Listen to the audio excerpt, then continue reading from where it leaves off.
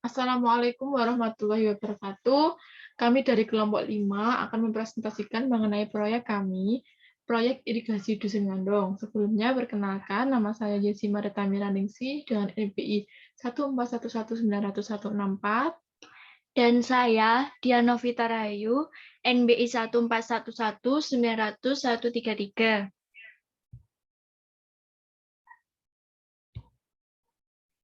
Definisi dari irigasi sendiri adalah penyediaan, pengambilan, pembagian, pemberian, dan pengaliran air menggunakan sistem, saluran, dan bangunan tertentu dengan tujuan sebagai penunjang produksi pertanian, persawahan, dan perikanan. Pembangunan irigasi ini berdasarkan banyaknya usulan dari masyarakat yang merasa resah dikarenakan pada saat hujan deras, aliran air tidak lancar sehingga membanjiri area persawahan yang menyebabkan gagal panen.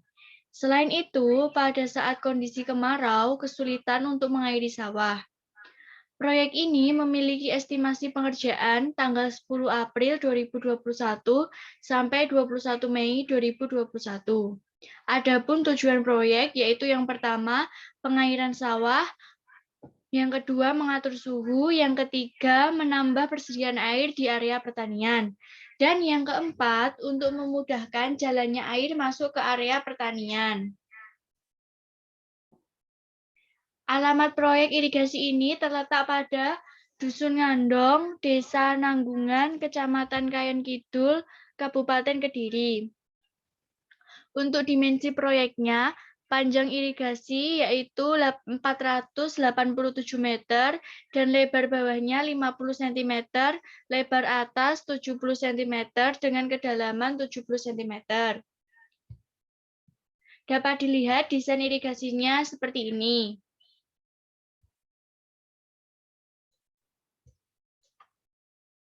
Dapat dilihat untuk tapak depannya, ukuran kedalamannya 70 cm, dan untuk lebar bawahnya 50 cm, dan lebar atasnya 70 cm. Dengan tampak samping, panjang proyek 487 meter. Urutan kegiatan yaitu yang pertama ada perencanaan dan pelaksanaan. Untuk perencanaan ada pengecekan lokasi, perencanaan anggaran biaya, perencanaan pelaksanaan, dan pembuatan proposal. Pada pelaksanaan ada pembersihan lahan, pengadaan bahan, pembuatan rangka, melapisi pasir, pembuatan tembok irigasi, dan finishing. Untuk WBS-nya, pada level 1 ada proyek irigasi Dusun Ngandong, level 2-nya ada perencanaan dan pelaksanaan. Perencanaan meliputi pengecekan lokasi, perencanaan anggaran biaya, perencanaan pelaksanaan meliputi kepengurusan dan tenaga kerja. Dan selanjutnya pembuatan proposal. Untuk pelaksanaan sendiri ada pembersihan lahan, pengadaan bahan, pembuatan rangka yang meliputi pengukuran, pemasangan profil, penggalian, melapisi pasir, dan pembuatan tembok irigasi yang meliputi pemasangan batu bata, plester dinding. Yang terakhir yaitu finishing yang meliputi ngaci.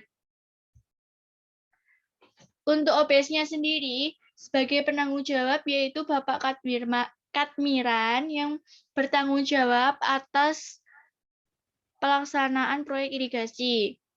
Untuk ketua pelaksananya sendiri ada Bapak Sukirman mengatur seluruh kegiatan dari awal hingga akhir. Yang selanjutnya untuk sekretaris ada Bapak Doni Cahyo bertugas untuk membuat proposal proyek irigasi, mencatat hal-hal yang diperlukan dalam proyek, dan juga mendokumentasikan kegiatan. Untuk bendaharanya ada Bapak Sujito yang bertugas untuk mengatur keuangan proyek irigasi. Pada pelaksanaan proyek ada tukang dan pembantu tukang. Untuk tugas tukang sendiri yaitu pembersihan lahan, pengukuran, pemasangan profil, mengatur penggalian, mengatur pelapisan pasir, pemasangan batu bata, plester dinding, dan ngaci.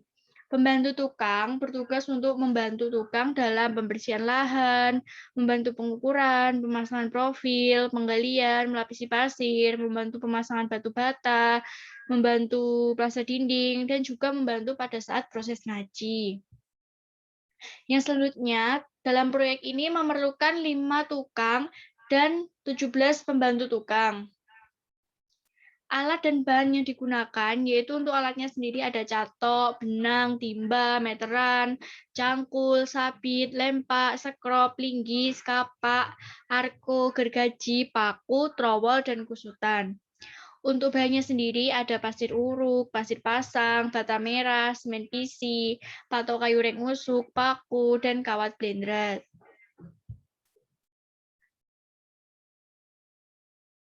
Untuk detail kegiatannya ini, pada saat estimasi awal, kegiatan proyek ini dimulai pada tanggal 10 April tahun 2021 hingga tanggal 21 Mei tahun 2021, di mana pada saat pengerjaan dilakukan pada saat hari kerja, yaitu Senin sampai dengan hari Sabtu, untuk hari Minggunya libur. Dari kegiatan yang pertama, proyek ini dilakukan pada tanggal 10 April tahun 2021, kemudian dilanjut dengan perencanaan anggaran biaya, dan selanjutnya perencanaan pelaksanaan, pembuatan proposal pada tanggal 14 April tahun 2021, pembersihan lahan pada tanggal 19 April tahun 2021, hingga proses ngaji pada tanggal 17 Mei tahun 2021. Namun pada kenyataannya pelaksanaan proyek ini berjalan setiap hari, jadi pada saat hari Minggu tidak ada libur. Untuk itu, proyek akan selesai lebih awal. Untuk pengecekan lokasi ini dimulai pada tanggal 10 April tahun 2021, perencanaan anggaran biaya tanggal 11 April tahun 2021, perencanaan pelaksanaan tanggal 11 April tahun 2021, hingga proses ngaji selesai pada tanggal 12 Mei tahun 2021. Work package dari proyek irigasi ini yaitu pengecekan lokasi dengan simbol kegiatan A, estimasi waktunya 1 hari, untuk biayanya 0, perencanaan anggaran biaya dengan simbol B, estimasi waktunya 2 hari, dan perencanaan pelaksanaan dengan simbol C, estimasi waktunya 2 hari juga. Untuk pembuatan proposal ini dengan estimasi 4 hari, dengan biaya pencetakan proposal 1 bundle 25.000 dan penjilitan proposal 2.500 dengan total 27.500. Selanjutnya pembersihan lahan. Untuk pembersihan lahan ini menggunakan alat cangkul, sabit, lempak, linggis, kapak. Untuk pembersihan lahan ini memerlukan 5 orang tukang dan juga 17 kuli dengan biaya 85.000 per tukang dan juga 75.000 per kuli. Total biaya yang digunakan yaitu Rp1.700.000. Untuk pengadaan bahan ini, estimasi waktunya 1 hari. Selanjutnya pengukuran. Pada saat pengukuran ini, biaya yang digunakan yaitu Rp160.000. Pada saat pemasangan profil ini, memerlukan gergaji, palu, paku, bahannya patok kayu, dan juga benang. Untuk tenaga kerjanya 2 orang tukang dan 6 orang kuli, dengan total biaya Rp1.488.000. Untuk pada saat penggalian ini, alat yang digunakan yaitu cangkul, lempak, dan juga sekrop. Tenaga kerja yang bekerja yaitu 2 orang tukang dan juga 10 orang kuli, dengan total biaya Rp1.840.000. Yang selanjutnya, melapisi pasir, alat yang digunakan ada arko, cangkul, dan sekrop. Untuk bahannya sendiri ada pasir uruk, tenaga kerja yang digunakan yaitu 5 orang tukang dan 17 kuli dengan total biaya sebesar Rp2 juta. Selanjutnya, untuk pemasangan batu bata sendiri, alat yang digunakan yaitu arko, cangkul, sekrop, timba, cetok. Dan bahan yang diperlukan yaitu pasir, semen, dan batu bata. Tenaga kerja yang diperlukan yaitu 5 orang tukang dan 17 orang kuli dengan total biaya Rp50.604.600. Nah, selanjutnya plester dinding, alat yang digunakan yaitu arko, cangkul, kusutan, sekrop, timba, Bahannya yaitu ada pasir dan juga semen. Tenaga kerjanya yaitu 5 orang tukang dan 17 orang kuli dengan total biaya Rp11.050.000. Yang terakhir yaitu kegiatan ngaji di mana memerlukan alat timba, cetok, dan trowol. Bahan yang digunakan yaitu semen dengan tenaga kerja 5 orang tukang dan 17 orang kuli dengan total biaya Rp9.560.000. Maka total biaya secara keseluruhan yaitu Rp85.430.100. Untuk simbol kegiatannya, yang pertama ada cek lokasi dengan simbol A, dan perencanaan anggaran biaya dengan simbol B, perencanaan pelaksanaan dengan simbol C, pembuatan proposal dengan simbol D, pembersihan lahan dengan simbol E, pengadaan bahan dengan simbol F, pengukuran dengan simbol G, pemasangan profil dengan simbol H, penggalian dengan simbol I, melapisi pasir dengan simbol J, pemasangan batu bata dengan simbol K, plaster dinding dengan simbol L, dan ngaji dengan simbol M. Untuk aktivitas A, aktivitas yang mendahului tidak ada dengan durasi 1 hari. Selanjutnya, untuk aktivitas B, aktivitas yang mendahului yaitu aktivitas A dengan waktu durasi 2 hari. Untuk aktivitas C, aktivitas yang mendahului juga aktivitas A dengan durasi 3 hari. Selanjutnya, untuk aktivitas D, aktivitas yang mendahului yaitu B dan C dengan durasi 4 hari.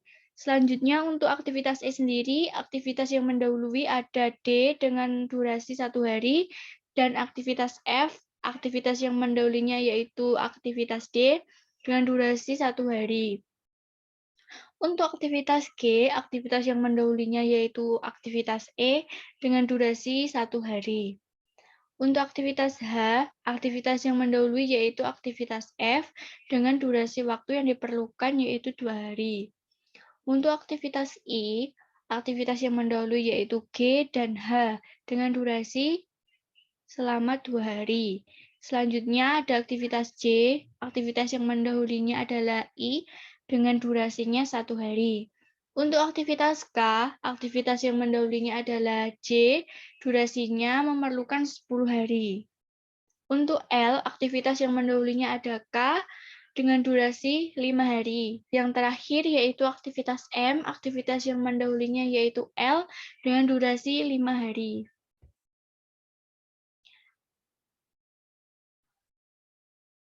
Berikut merupakan pendefinisian dari proyek irigasi ini, mulai dari pengecekan lokasi, yaitu melihat lokasi yang akan dilakukan proyek ini, hingga pada saat nanti proses pengajian, yaitu melapisi bangunan yang sudah dilapisi untuk semen plester dinding, sehingga bangunan ini dinyatakan selesai. Untuk berikut merupakan network dari kegiatan proyek irigasi Dusun Ngandong ini, mulai dari pengecekan lokasi hingga proses ngaji, ini berjalan dengan total waktu 33 hari. Lintasan kritis pada proyek ini yaitu A, B, C, D, F, H, I, J, K, L, M. Selanjutnya yaitu resource scheduling. Dalam resource scheduling ini ada ID kegiatan, ada resource-nya, durasi, estimasi EES, LF, dan juga TS-nya. Untuk ID-nya yaitu A, B, C, D, E, F, G, H, I, J, K, L, M. Untuk resort-nya ada 3 orang, 1 orang, 1 orang, 1 orang, 22 orang, 5 orang, 2 orang, 8 orang, 12 orang, 22 orang, 22 orang, 22 orang, dan juga 22 orang. Untuk durasinya, kegiatan A 1 hari, kegiatan B 2 hari, kegiatan C 2 hari, kegiatan D 4 hari, kegiatan E 1 hari, kegiatan F 1 hari, kegiatan H 8 hari, kegiatan I 10 hari, kegiatan J kegiatan H 2 hari, kegiatan J 2 hari, kegiatan J 1 hari, kegiatan K 10 hari, kegiatan L 5 hari, dan juga kegiatan M 5 hari. Dengan riset available-nya yaitu 22 orang, kegiatan ini tidak terjadi kemunduran dikarenakan pada setiap harinya tidak tidak overload untuk total resource yang bekerja. Jadi tidak ada kemunduran untuk estimasi waktunya. Untuk itu, kita akan melakukan percepatan kegiatan proyek irigasi ini sepanjang 487 meter ini akan dilakukan percepatan dari total waktu 33 hari menjadi 30 hari. Apakah proyek ini dapat dilakukan? Jika bisa, berapa biaya yang ditambahkan dan juga aktivitas apa saja yang bisa dipercepat.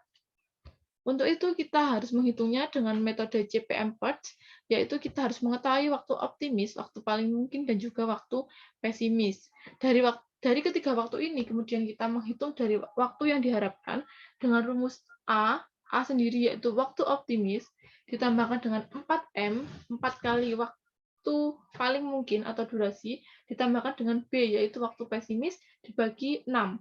Dengan jumlah 1,17 pada kegiatan A, 2,17 pada kegiatan B, hingga 5 pada kegiatan M. Untuk varian sendiri diperoleh dari rumus B min A per 6, kemudian dikuadratkan. Untuk kegiatan A sendiri variannya 0,03, kegiatan B 0,25, kegiatan C 0,25, dan seterusnya hingga kegiatan M 0,44. Kemudian dari situ kita bisa mengambil waktu ES, EF, LS, dan juga LF, slack, critical, free float, dan juga total float. Untuk mempercepat sendiri, kita harus mengetahui lintasan kritisnya, karena yang bisa kita percepat yaitu kegiatan pada lintasan kritis tersebut. Kemudian kita dapat menghitung varian dari proyek. Varian dari proyek yaitu jumlah varian pada jalur kritis, yaitu 0,03 ditambah 0,25 ditambah 0,25 ditambah 0,25 ditambah 0,03 ditambah 0,03 ditambah 0,11 ditambah 0,25 ditambah 0,25 ditambah 0,03 ditambah 2,78 ditambah 0,44 ditambah 0,44 dengan total 5. Kemudian kita bisa menghitung Z-nya dengan rumus TS dikurangi TE dibagi akar VP. Z sendiri yaitu 33 dikurangi 30 hari dibagi 2,24. 2,24 ini diperoleh dari akar VP, jadi akar 5 yaitu 2,24. Hasilnya 1,341671. Kemudian merujuk pada tabel distribusi normal, kita dapat mendapat peluang 0,91014, artinya ada peluang sebesar 91,0144% jika proyek dipercepat menjadi 30 hari. Kemudian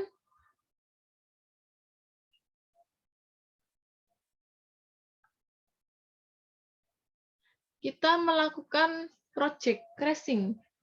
Project crashing di sini kita menentukan waktu normal, waktu akselerasi, biaya normal, dan juga biaya akselerasi. Untuk waktu normalnya sendiri yaitu dari durasi, waktu akselerasi yaitu waktu percepatan yang bisa dilakukan pada tiap kegiatannya. Untuk kegiatan A sendiri, waktu normalnya 1 hari dan waktu akselerasi 1 hari. Untuk kegiatan B, waktu normalnya 2 hari dan waktu akselerasinya 1 hari. Untuk kegiatan C, waktu normalnya 2 hari, waktu akselerasinya 1 hari, sampai dengan kegiatan M dengan waktu normal 5 hari dan waktu akselerasi 4 hari. Kemudian kita menentukan biaya normal dan juga biaya akselerasi. Biaya normal merupakan biaya yang digunakan pada proyek tersebut, dan biaya akselerasi yaitu biaya yang diperoleh dari proses lembur, dikarenakan proyek dilakukan percepatan ini. Biaya lembur ini yaitu ditentukan dari biaya tenaga kerja, dikarenakan untuk bahan-bahannya sudah dipersiapkan lebih awal. Jadi jika pada saat percepatan nanti tidak ada pengaruhnya terhadap bahan baku, tetapi ada pengaruhnya juga terhadap biaya tenaga kerja. Untuk itu perlu biaya akselerasi sebesar 60% dari biaya normal untuk gaji kulinya. Penentuan biaya akselerasinya dalam perharinya yaitu kita dapat menghitung total waktu akselerasi. Total waktu akselerasi ini diperoleh dari waktu akselerasi dikurangi dengan waktu normalnya. Pada kegiatan A tadi, waktu normalnya 1, waktu akselerasinya 1, jadi 1 dikurangi 1 sama dengan 0. Begitu seterusnya dari kegiatan A hingga kegiatan M. Kemudian untuk biaya akselerasi per hari, yaitu dari total biaya akselerasi dibagi dengan total waktu akselerasi. Dari kegiatan A ini, biaya total akselerasinya yaitu 0, total waktu akselerasinya juga 0. Jadi biaya akselerasi perharinya juga 0. Begitu seterusnya dari kegiatan A hingga kegiatan M. Setelah mengetahui biayanya, kita melakukan aktivitas yang dapat di-crash. Untuk meng-crash kegiatan ini, kita bisa melihat dari biaya yang paling minim dan kegiatan yang berada pada lintasan kritis. Dari kegiatan A ini tidak bisa di-crash dikarenakan total waktu akselerasinya 0. Jadi kita memilih kegiatan B. Setelah kita meng-crash kegiatan B, waktu aktivitas setelah akselerasi yaitu 1 hari untuk kegiatan B, dan lama waktu proyek setelah akselerasi yaitu 32, tambahan biaya setelah akselerasinya 0. Selanjutnya, kita menentukan crash ulang dikarenakan masih 32 hari, belum sesuai dengan percepatan. Kita selanjutnya meng-crash dari kegiatan C dengan total waktu akselerasinya 1 hari dan biaya akselerasinya 0. Jadi waktu setelah akselerasinya 1 untuk kegiatan C, lama waktu proyek setelah akselerasi 32, ini dikarenakan kegiatan B dan juga C berjalan secara bersamaan. Jadi untuk waktu setelah proyeknya sama, dan biaya tambahan setelah akselerasinya 0. Selanjutnya kita menentukan kembali aktivitas yang di-crash, yaitu dengan memilih kegiatan D. Total waktu akselerasinya 2 hari, dengan biaya 0 juga. Jadi waktu aktivitas setelah akselerasi 2, lama waktu proyek setelah akselerasi 30. 30 ini diperoleh jadi dari 32 hari dikurangi akselerasi 2 hari, jadi 30 hari. Untuk tambahan biaya setelah akselerasinya 0. Waktu kegiatan setelah akselerasi, untuk waktu normalnya kegiatan B yaitu ada 2 hari, setelah akselerasi menjadi 1 hari, dan waktu sekarangnya juga 1 hari. Untuk aktivitas C, waktu normalnya ada 2 hari, waktu akselerasinya 1 hari, dan waktu sekarangnya menjadi 1 hari. Untuk kegiatan D, waktu normalnya ada 4 hari, waktu akselerasinya ada 2 hari, untuk waktu sekarangnya menjadi 2 hari. Lama waktu proyek setelah akselerasi. Kegiatan B, waktu akselerasinya 1, maka waktu proyek setelah akselerasinya menjadi 32.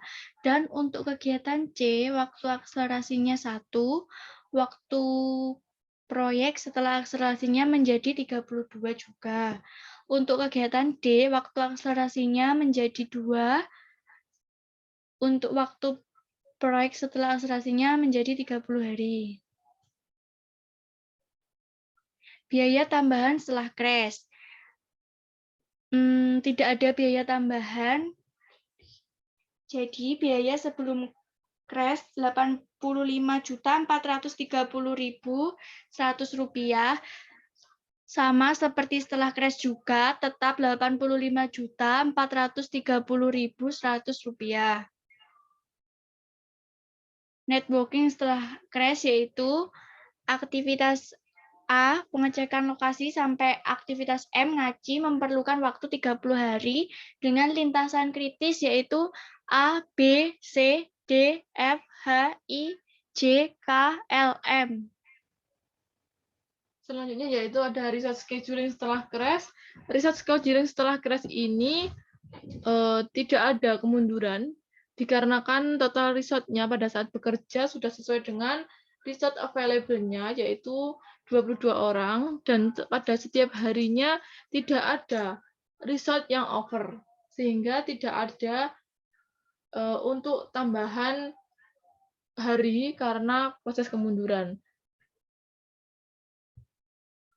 Dari analisis yang dilakukan di atas, metode CP4, praduga yang kita tentukan sesuai dan tidak terjadi kemunduran kegiatan lagi. Berikut merupakan resource schedule menggunakan Microsoft Project sebelum proses crashing. Jadi dari sini diketahui totalnya 33 hari, sudah sesuai dengan manual. Yang selanjutnya yaitu setelah crashing, jadi 30 hari, ini juga sudah sesuai. Lintasan kritisnya juga sudah sesuai. Untuk itu, berdasarkan resource scheduling secara manual dan juga menggunakan Microsoft Project, penentuan jumlah hari dan resource-nya sudah sinkron. Untuk foto kegiatan, untuk foto pengambilan lokasi ini dilakukan pada tanggal 11 April 2021 dan untuk pengadaan barangnya sendiri diambil tanggal 18 April 2021. Untuk pembersihan lahan diambil tanggal 17 April 2021. Untuk pemasangan profil dan pengukurannya dilakukan pada tanggal 18 April 2021. Pemasangan tembok dinding diambil fotonya pada tanggal 30 April 2021. Untuk plester dinding sendiri, fotonya diambil pada tanggal 5 Mei 2021, dan untuk proses ngajinya sendiri diambil di tanggal 10 Mei 2021. Dapat disimpulkan bahwa proyek irigasi Dusun Ngandong tetap berjalan sesuai dengan jumlah hari yang ditentukan, meskipun pada pengerjaannya tanpa hari libur.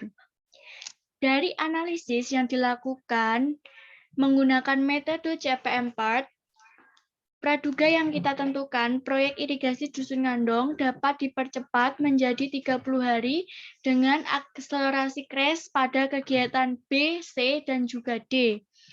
Berdasarkan resource schedule secara manual maupun menggunakan Microsoft Project, durasi yang digunakan sudah sinkron. Sekian penjelasan dari kelompok 5. Apabila ada kesalahan, kami mohon maaf yang sebesar-besarnya. Saya akhiri.